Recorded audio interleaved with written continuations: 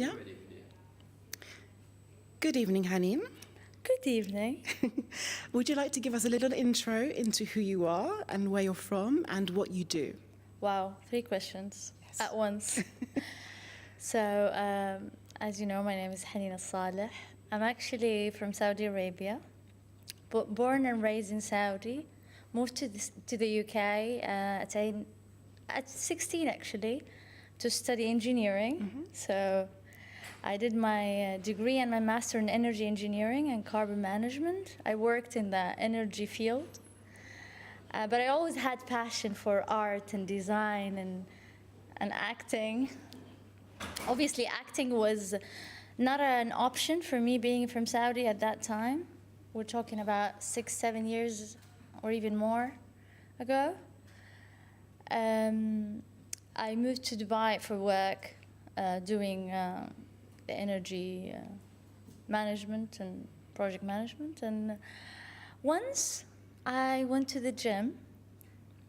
It was actually a gym with different facility. You have a studio, acting studio, dancing studio, and I was really into dancing. So I started dancing, and then once upon a time I went there and I saw the people acting, and I was just staring from outside, looking at them, and I'd be like, I want to go in, but am I supposed to go in? I'm not sure. And then once the Alex Brun, he's a famous director from Australia, and he happened also to be the director of drama in that facility, Studio Republic in Dubai. And he's like, you should try. If you have this curiosity, maybe you should try and see how it goes. A month later, I was daily there after work. You were hooked. I hooked. I literally felt like I'm alive again. I felt like this is really my passion. Expressing my emotions, being there and seeing other parts of me that I haven't seen before, or they were kind of suppressed in a way. A few months later, in less than 6 months, there was a big festival, Short and Sweet Theatre Festival. I'm not sure if you've heard of it, but okay. So I was told that we can actually participate. And Alex came to me and he's like, if you want to try, I know you've never been on stage, but you could try. Maybe it will work. I said, yeah, I want to try. And I asked him a question, Alex, what is it like to win? He's like, Haneen, don't think about winning. Just think about getting there. If you have a second shot while you're acting, that's really good. Obviously, he said, you can't, so in my head, I'll show you how I could do it. And then 2 weeks later, he gives me the scripts. There were a couple of scripts that are available for us on that year, and I didn't like any of them. I'm not sounding arrogant. None of them spoke to me. Okay. They're good scripts. They're great scripts, but they never spoke to me. And I went to Alex again. I was like, hey, Alex, can I write my own script? He's like, have you ever written any script before? He's like, no, but I'd like to try. And at that time, I was reading a book called Changing the Habit of Being Yourself by Joe Dispenza. It talks about quantum physics, something completely different than acting. But there was a chapter called The Gap. And it talks about what you project to the world and what you protect. And the gap is in between. And it just resonated with me because I felt it. We all have it. All humans have it. When you're at work, you're somebody. When you go back home, you're somebody else in a way, in terms of your personality, what you show and what you don't. Yeah. So that started your journey into filmmaking and writing. So I started writing the script about this. And then I was like, how about we have a dance piece in it? And he's like, this girl is crazy. I mean, what? This is a salad or what? I mean, then I said, let's try. So I wrote the script. I went to choreographed the dance with a famous choreographer, Issraa K. And I then went to the festival. And then the first show, I got the biggest votes from everybody, 80%. everybody was like, who's this outcomer? Who's this new girl from Saudi? And then 6 weeks, I won Best Actress. I was nominated Best Writer, but I didn't get it. And my play won, actually. Oh, congratulations. Thanks. I was surprised because it was my first ever being on stage.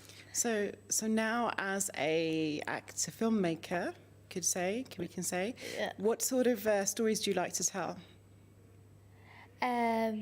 So I was saying I would like to always tell the untold story, something unique, something that's never been there before, or something that there are messages that are not really correct, or something that's hidden that need to be shown. I like those kind of stories where you have really truth that are not there and you want to put the light on it, yeah. After the journey, I started into film. I had a huge community support, and I wanted to do something with the community. We started the company, Aspire to Inspire, by the way. And since 3 years ago, we've been into the market heavily. We're currently working in 2 films. One is in Saudi Arabia, and one feature film that I hope we participate with next year in Cannes and Red Sea Film Festival. Nice. We're also into series. We actually are heavily engaged in one of the, I would say, drama comedy kind of genre, but it's super diverse. Think about it, Modern Family meets Mind Your Language, if you know Mind Your Language. It's an ensemble. Talks about different people from across the board. And is this in Saudi? It's in Dubai. In Dubai, okay. And it's in Dubai. It's going to be shot between Dubai and Saudi Arabia. But it holds more than 27 languages and nationalities. Wow. Yeah, we've got people from everywhere. Very diverse. You just name it, we have it. So where can we follow you? We have our website, youaspiretoinspire.com. And we also have our Instagram page and Facebook page. And it's the same name? Yes. You Inspire to Inspire. Yeah. Thank you very much. Thanks. You've been awesome to talk to. Thanks. You too. Have a lovely day. And you.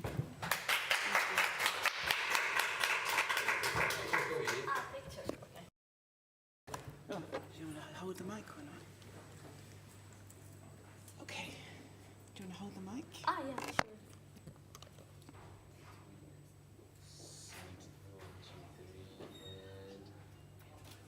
Great.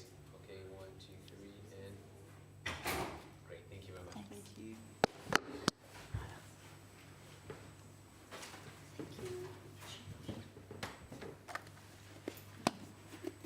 This is the picture. You want a picture?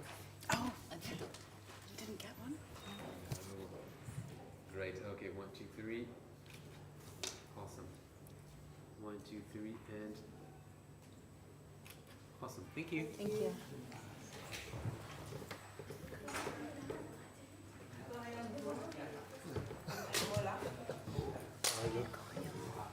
Moi, je m'appelle Simone. Oh, you talk in English? That's cool because you were English earlier. But my English is better than my French, unfortunately. Do you have something particular you'd like me to ask you about? Are you happy to freestyle? Yeah, freestyle. Okay. We'll just wait for them to tell us to go because they're live streaming. Oh. And we have people watching us because they keep messaging me. Okay. Ready? Actually, I'm like, Messy. Oh, stuck in my earring. Sorry. Better? Not enough hairspray. Thank you.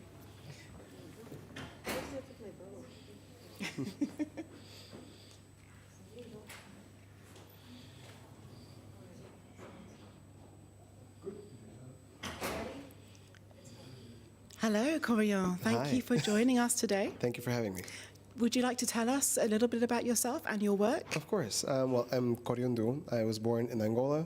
I was raised mainly in the US, but as of 2006, I decided to move back to Angola, and that's where a lot of my work, I would say, probably has taken off. And my biggest focus, obviously, coming from an African country and being an African country, the biggest challenge was building a team and educating not only myself but also a team, and educating myself about where I'm from. Because I think, as with many people from the diaspora or who grew up in the diaspora, I was very familiar with parts of my culture, but I was probably more familiar with American or European culture. So that's why in a lot of my work you see that there's always that desire to discover and showcase some of the best aspects, not only of Angola, but of also other African places where I have been. I started my career in advertising, but it's evolved into content. Was that a natural progression, or was there something specific that made that happen for you? I think it was it's a natural progression because it was born out of necessity. Okay. Because I think what a lot of people don't realize, and I believe during this AfroCannes, this was discussed, which is the demand for creative services, products, and content is much higher than the people available to deliver it in our markets, because the creative sector is very new in a lot of African markets. So me doing multiple things within the creative realm was born out of a necessity to fulfill that desire.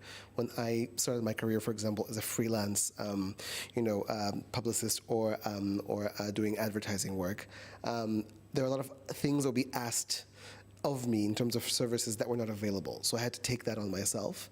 And then when I started building a team, I also had to start not only sharing what I knew, but also we had to educate ourselves in the process of making that happen.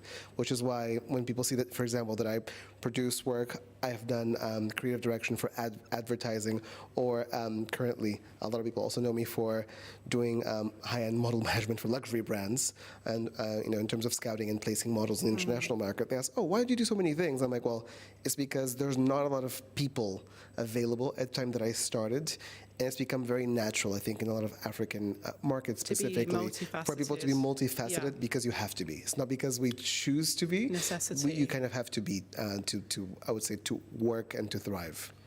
If you had to focus on one, which one would you choose? It's very difficult to answer that right now, because I do love storytelling and I do love creating. I would say whichever one would allow me to do that the most would definitely be the one that I choose. Obviously, I'm very happy that I've not only been doing work that benefits me, but also has opened the door for my counterparts, at least in terms of of Angola and the Portuguese-speaking market, and for many other people. But yes, I think my biggest passion is indeed storytelling. So obviously, I would love to be able to dedicate most of my work to that, whether it's in documentary film or feature film or serial content. And would you like to tell us about your latest project? Well, in terms of my latest projects, quite honestly, a lot of the work that I do is mainly very commercial, because I do a lot of TV branding, so building TV channels for various clients and consulting on projects. I've been fortunate, even with the pandemic, to consult for projects for for clients such as MultiChoice, TV Record from Brazil, among others. But a lot of my time recently has really been on La Banda Model Management, which is my scouting and training agency, which indeed our focus is to hopefully work in more African countries to provide more opportunities for talent to get their image exposed to high-end brands who do want to work with African talent. And it sounds like you like to nurture people as well. Is that always been a natural thing, or is it just because you've just been pushed into that? No, I think that is part of my personality. I am I'm very much someone who believes that growth is a collective thing, because it's very I don't think it's possible for any one creative person to grow without your community growing with you, or finding a community that will grow with you. So I think that's definitely very important, which is why I think most of my recent projects have been very community oriented, whether it's Dabanda, which is my agency, or a music and dance platform, which I have started a few years ago, but now has gone digital, because I used to do a festival called I Love Kuduro, which I made a documentary about, which over COVID has gone fully more so digital. So we're making content about urban Angolan culture, and that's luckily taken off as well. And maybe we'll make some more content based on that, because it's a very particular thing, although it's very similar to other phenomena in, I would say, contemporary urban culture in other African places. It's still quite unique, and I'm happy that I'm able to, again, work in these collective projects that speak to people in so many different places. And where do you want to tell us to go to follow your work and find out more? Oh, well, they can find out more, or you can find out more by going to any of my social media. So on Instagram, Twitter, and YouTube, I'm Koryondu, so it's just my name. And you'll be able to find out also where to stream or watch my latest projects as well.